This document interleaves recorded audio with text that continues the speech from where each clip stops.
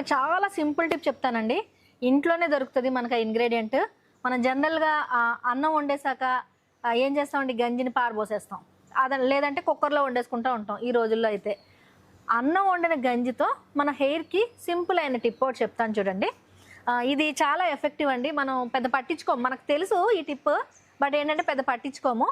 మన గంజిని అన్నం వార్చాక ఆ గంజిని మనం హెయిర్‌కి అప్లై చేసుకున్నప్పుడు ఏం జరుగుద్దంటే, హెయిర్‌లో ఉండే స్ప్లిట్ ఎండ్స్ ఎక్కువగా సన్‌కి ఎక్స్‌పోజ్ అవుతూ ఉంటాం కదండీ.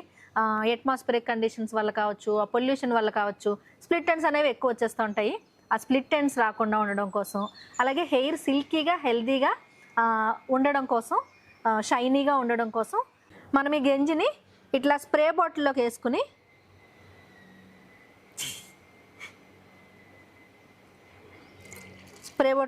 జస్ట్ 2 days కన్నా ఎక్కువ వాడద్దండి. మళ్ళీ ఫ్రెష్ గంజి తీసుకోండి. జస్ట్ మన హెయిర్కి స్ప్రే చేసేసుకోవాలి. మొత్తం ఎక్కడైతే మనకి మొత్తం ఫుల్ విడదీసేసుకోండి. హెయిర్ని ఫుల్ విడదీసుకొని చక్కగా ఇట్లా స్ప్రే చేసేసుకోండి. అలా వదిలేసుకోండి. స్ప్రే చేసుకున్నాక వదిలేసుకుని జస్ట్ ఒక 15-20 minutes ఆరిపోతుంది. హెయిర్ వాష్ చేసేసుకోవచ్చు. ఇట్లా స్ప్రే చేయడం వల్ల ఈవెన్ రీసెర్చ్ కూడా చెప్తుంది, ఈ గంజిలో ఉండే స్టార్చ్ అనేది మన హెయిర్కి స్ప్లిట్ ఎండ్స్ రాకుండా చేస్తుంది. కండిషనింగ్గా, హెల్తీగా, షైనీగా ఉంచుతుంది. సో ఈ చిన్న టిప్ని మీరు మీ డే టు డే లైఫ్లో ఇన్కార్పొరేట్ చేసేసుకోండి. షెడ్యూల్లో పెట్టేసుకోండి. కంపల్సరీ చేయండి.